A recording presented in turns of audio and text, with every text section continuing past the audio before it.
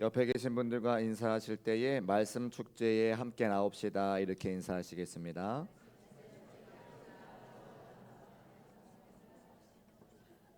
한 번 더 인사하실 때에 안 나오시면 간첩 이렇게 인사하실까요? 인사하세요 빨리. 안 나오시면 간첩이라고. 네. 네.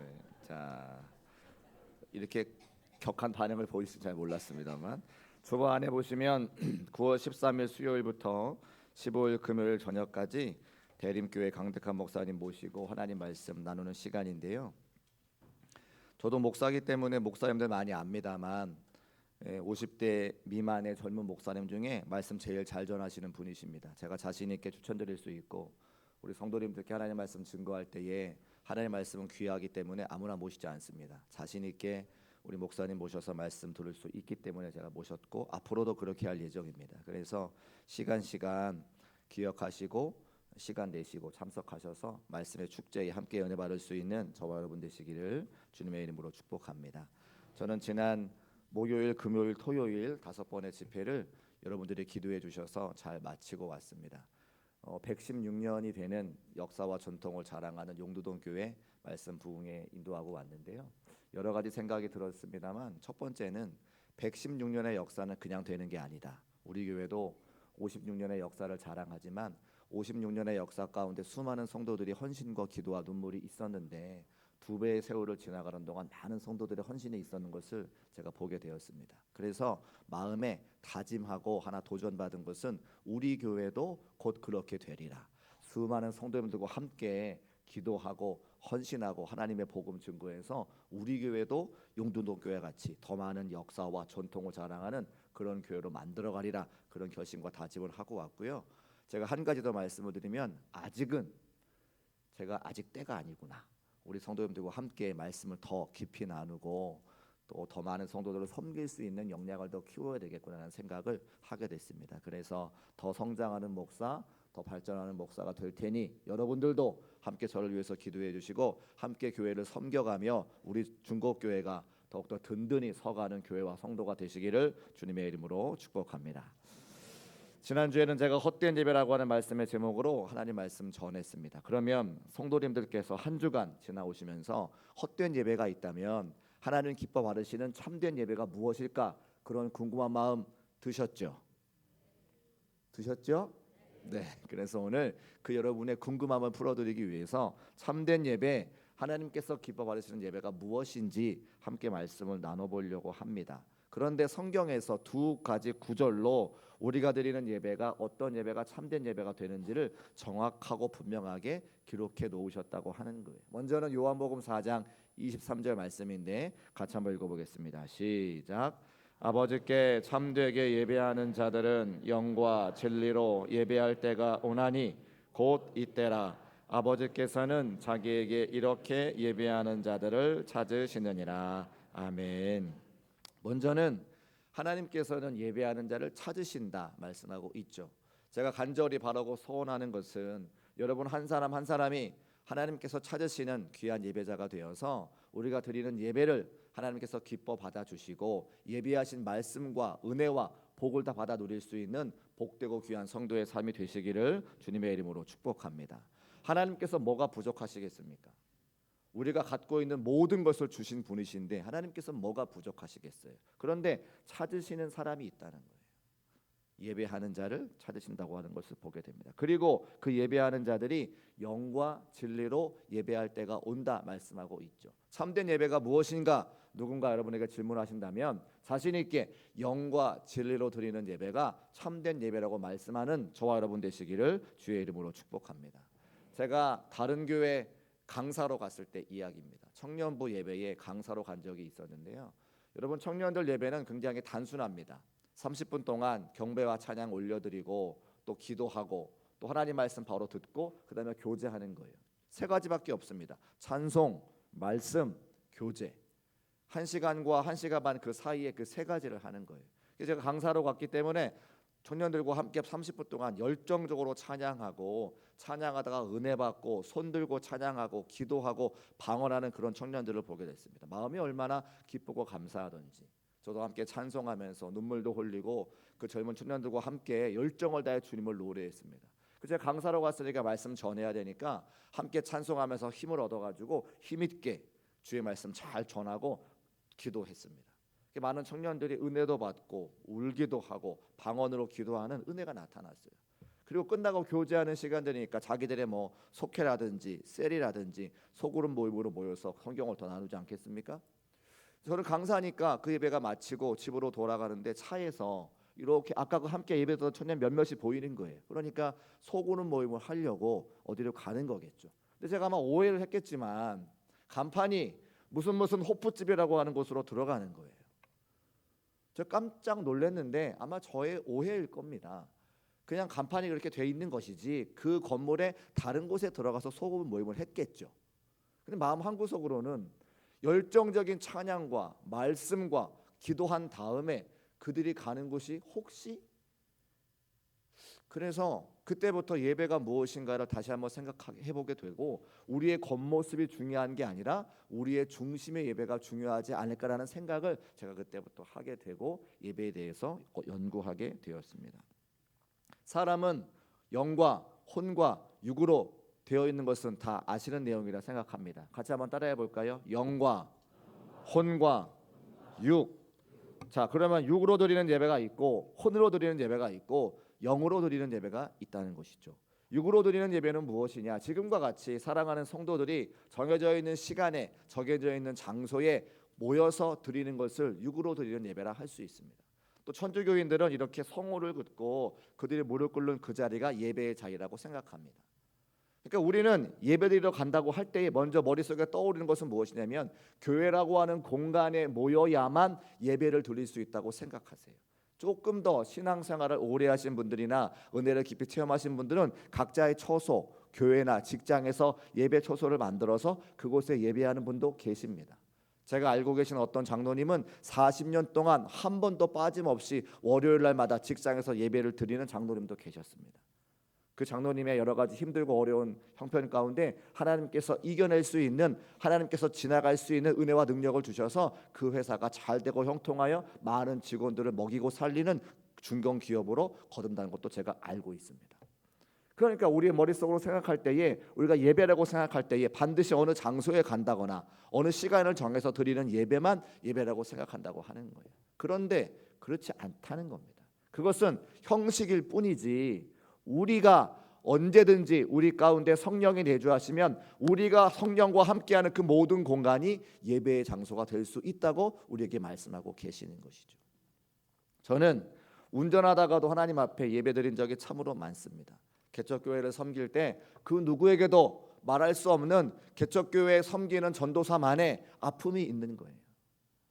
내가 부족하여서, 내가 연약하여서 교회가 성장하지 못할 때, 전도했지만 그 전도지를 들고 성도들이 오지 않을 때, 하나님의 교회를 어떻게 섬겨야 될지 잘 몰라서 전전긍긍할 때 내 안에 계신 성령께서 나를 불쌍히 여겨주셔서 그 예배하는, 운전하는 중에 그 흘러나오는 찬송을 통해서 마음의 위로를 주시고 감격을 주시고 눈물을 흘리며 운전할 때가 얼마나 많았는지 모릅니다. 도무지 눈물이 눈앞을 가려서 운전할 수 없으니까 한 구퉁이에 차를 세워가지고 하나님을 경배하고 찬송하며 예배했던 날이 수없이 많이 있었습니다. 그러니까 육으로만 예배드려서 하나님의 성전에서만 예배를 드린다고 생각했더라면 저는 그 차 안에서 예배드리지 못했을 거예요.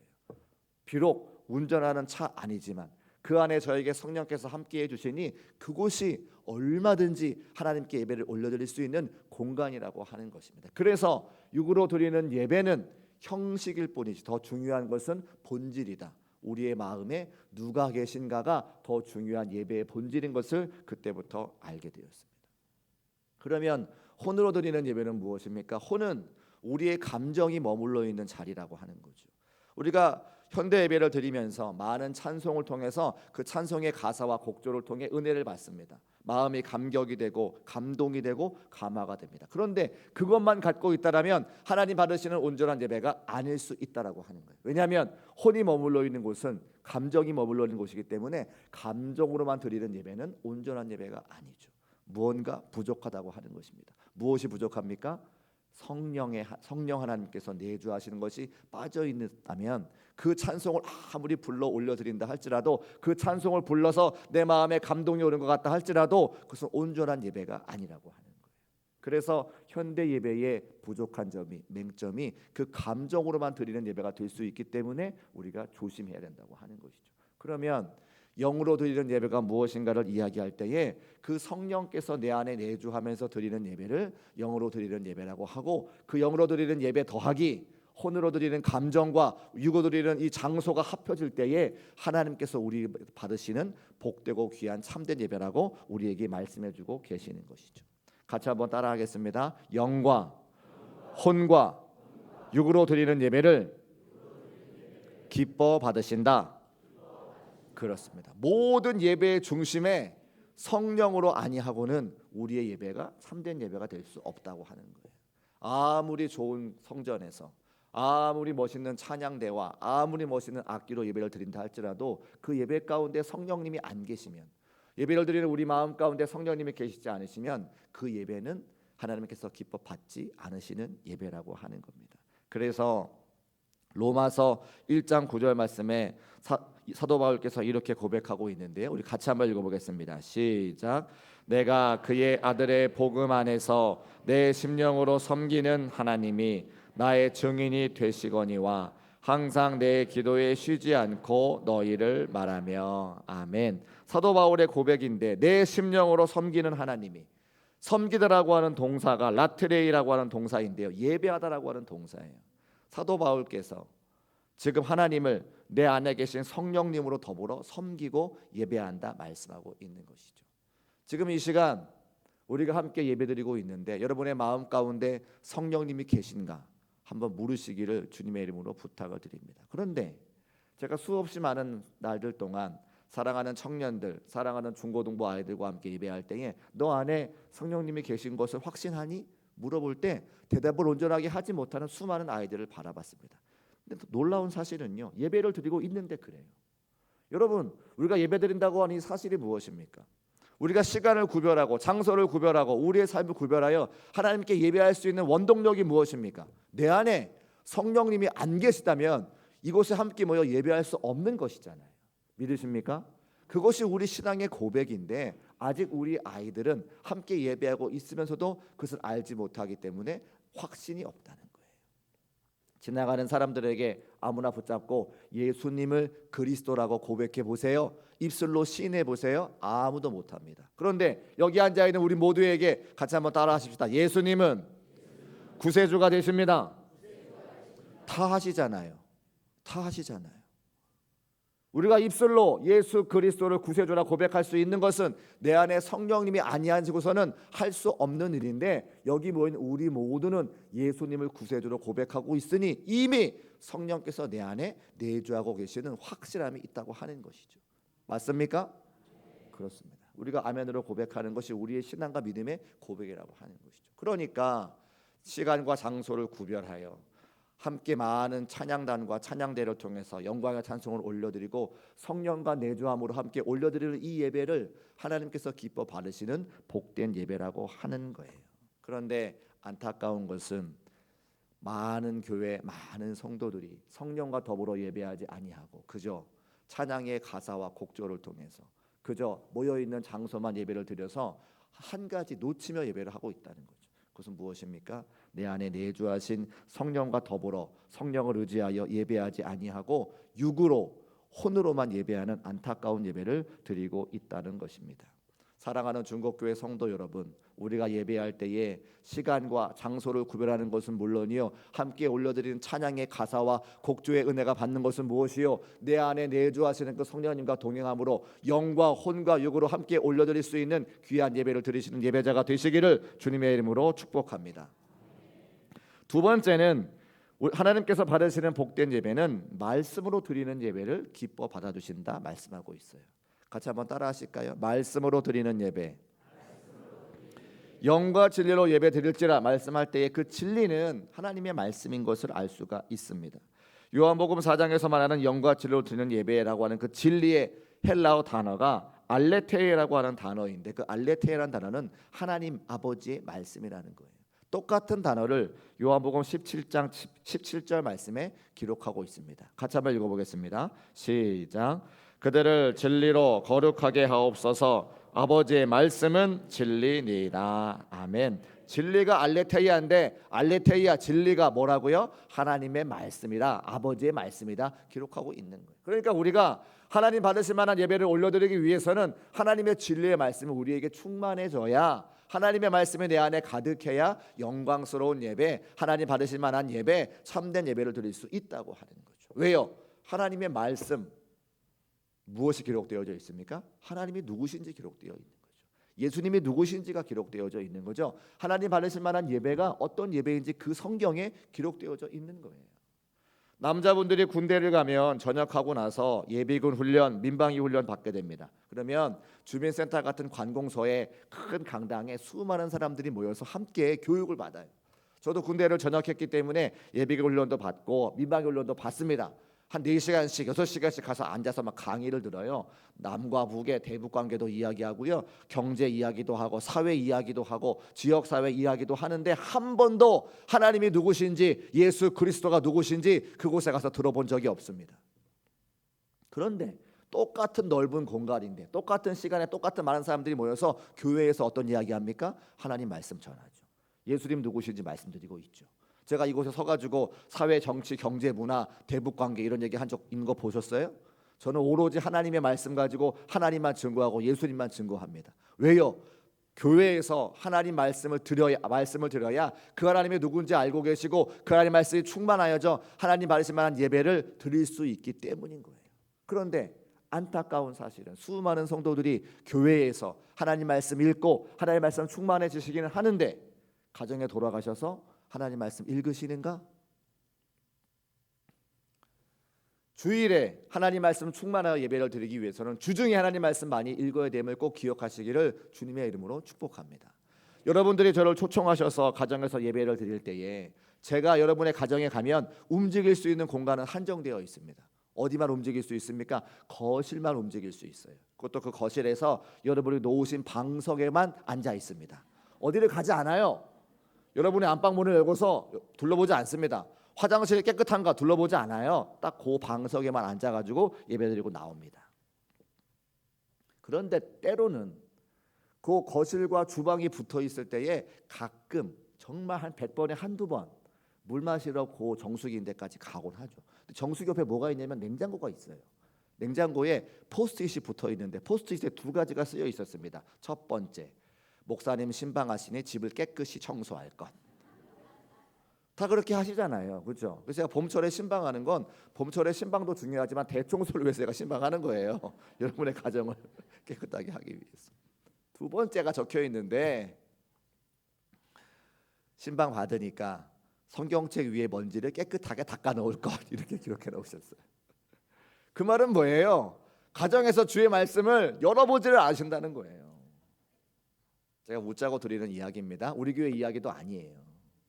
그러니까 교회에서 함께 주의 말씀을 나누시지만 가정에 돌아가셔서 주의 말씀 읽는 것이 절대 쉽지 않습니다. 그러나 우리가 하나님 받으실 만한, 기뻐 받으실 만한 예배를 드리기 위해서는 주중에도 하나님 말씀을 읽고 묵상하고 하나님이 누구신지, 예수 그리스도가 누구신지, 나에게 어떤 은혜 말씀을 주시는지가 늘 깨달아지고 충만하고 말씀이 쌓여 있어야 하나님께 거룩하고 복되고 받으시는 예배를 드릴 수 있다는 것입니다. 사랑하는 여러분, 재미난 이야기지만 혹시라도 마음에 찔림이 있으시다면 하나님 말씀 가까이 할 수 있는 중국교회 모든 성도의 삶이 되시기를 주님의 이름으로 축복합니다. 마지막 3번째는 같이 한번 따라 하십시다. 삶으로 드리는 예배. 하나님께서 받으실 만한 예배 중에 우리 삶으로 드리는 예배도 있다라고 하는 겁니다.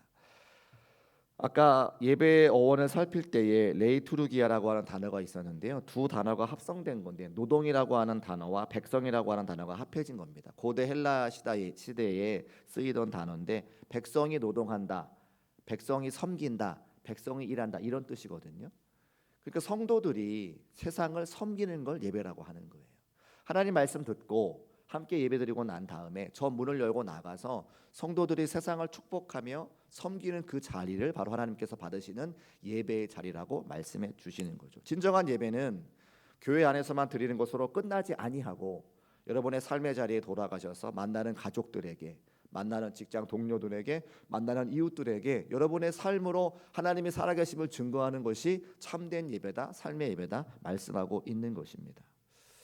우리도 교회 예배 순서 중에 그게 있어요. 제가 축도하기 전에 파석의 말씀이 있습니다. 이제 주님께서 여러분을 세상에 보내십니다. 가서 복음을 전하십시오. 이게 뭐예요? 이게 삶의 예배로 여러분을 초청하는 거죠. 제가 이 순서를 잘 몰라가지고 교회 처음 왔을 때는 이걸 해야 되는데 하지 않고 막 나와서 축조한 적도 많이 있습니다만, 여러분 우리가 함께 드리는 예배로 예배가 끝나는 것이 아님을 기억하시기를 주의 이름으로 축복합니다. 월요일부터 토요일까지 여러분이 만나는 가족들에게, 여러분이 만나는 직장 동료들에게 우리의 삶의 모습이 그들에게는 예배인 거예요. 여러분 아시는지 모르겠습니다만 목사님들의 자녀는 두 종류입니다. 하나님을 아주 잘 섬기는 자녀가 있는 반면에 하나님을 아주 싫어하는 자녀들이 있어요. 저도 어렸을 때 저를 섬겨주셨던 많은 목사님들 자녀들이 있으니까 그들의 모습을 보면 나와서 열심히 예배드리고 예배 시간 예배드리고 사역하는 현장 맨 앞에 서가지고 저는 누가 봐도 목사님 아들이야 라고 하는 친구들이 있고요. 저 맨 뒤에 예배당 맨 끝에 예배 시간 늦지막히 와가지고 안 나올 수는 없으니까 그래서 아빠한테 도장 찍고 가는 아이들이 있었어요. 왜 그런 줄 아세요? 목사님들의 삶의 모습이 교회에서의 삶의 모습과 다르기 때문에 그렇습니다. 아빠가 목사님이면요, 아이들은 집에서도 아빠가 목사이기를 원하는 거죠. 아빠가 자기한테 대하는 모습이 성도들에게 대하는 모습과 똑같기를 바라는 거죠. 저는 똑같이 합니다. 아이들한테 어떻게 하냐고요? 아이들을 아이들로 보지 않고 아이들을 성도로 바라봅니다. 제가 여러분에게 화내지 않잖아요. 아이들한테 화 안 내요. 여러분을 위로하고 격려하고 기도해 주잖아요. 집에 가면 주로 위로하고 격려하고 기도해 주는 것만 합니다. 그리고 별 말을 붙이지 않아요, 아이들한테. 그런데 그 사실은 여러분도 여러분의 삶의 자리에서 똑같이 하셔야 되는 거죠. 만약에 여러분의 자녀들이 여러분에게 아빠는 왜 그래? 엄마는 왜 그래? 이런 말씀 들으신다면 여러분 다시 생각해 보셔야 됩니다. 우리의 삶의 예배가 제대로 되지 않고 있다고 하는 사실이라고 하는 거예요.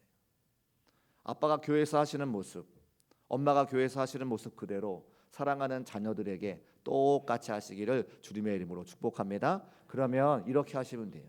그 아이들이 아니라 장로님이야. 그 아이들이 아니라 권사님이야. 여러분이 만나는 직장 동료는 어떻습니까?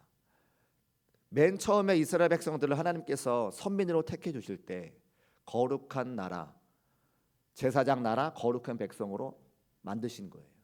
그 일 때문에 그들을 선민으로 불러주신 거죠.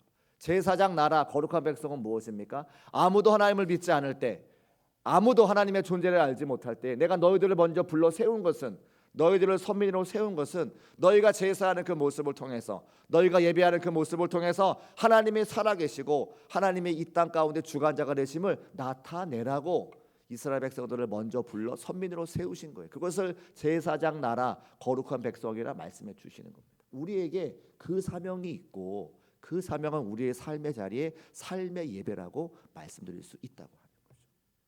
우리의 예배는 성전에서 드리는 것으로 끝나지 않습니다. 저 문을 걸어 나가서 월요일부터 토요일까지 여러분의 이웃들과 여러분의 가족들 앞에서 하나님의 백성으로서 제사장 나라, 거룩한 백성의 모습을 보이는 바로 그것도 하나님께서 받으시기 원하는 참된 예배인 것을 기억하시기를 주의 이름으로 축복합니다. 말씀을 정리하려고 해요. 지난주에는 헛된 예배의 말씀을 드렸습니다. 제가 계속해서 예배를 강조하는 이유가 있어요. 많은 분들이 교회에 오셔서 헌신하시는데 찬양대로 헌신하시고 지금 이 시간에 교회 학교 교사로 헌신하시고 또 보이는 곳에서 보이지 않는 곳에서 수많은 분야에서 헌신하십니다. 근데 시간이 오래가면 오래갈수록 성도님들이 교회에 예배하러 오지 않고 일하러 오시는 것을 제가 보게 돼요. 그러면요, 그 모든 사역들은 우리에게 기쁨이 아니라 짜증으로 바뀌고 우리의 신앙이 주저앉아 버리고 신앙을 잃게 만드는 첫 번째라고 하는 걸 제가 알게 되었습니다. 그러면 그렇게 하지 않고 우리의 사역의 기쁨과 감사가 되려면 어떻게 해야 되느냐? 예배 말고는 정답이 없는 거예요. 저는 그래서 예배를 강조합니다. 예배 때 은혜가 되지 않으면, 예배 때 감사가 흘러넘치지 않으면, 하나님 앞에 은혜와 사랑이 경험되어지지 않으면 사역을 할 수가 없는 거예요. 충만한 은혜가 채워져야 사명의 자리로 나갈 수가 있는 것이죠.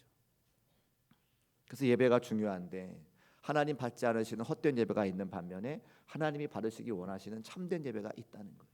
그 참된 예배는 세 가지입니다. 성령과 함께 동행하여 드리는 예배, 말씀으로 충만하여 드리는 예배, 삶의 자리에 나가서 드리는 예배. 이 세 가지 말씀을 하나님의 레마의 말씀으로 기억하시고 마음에 새겨 우리 중곡교회가 드리는 모든 예배가 참된 예배와 성도가 되시기를 주님의 이름으로 축복합니다.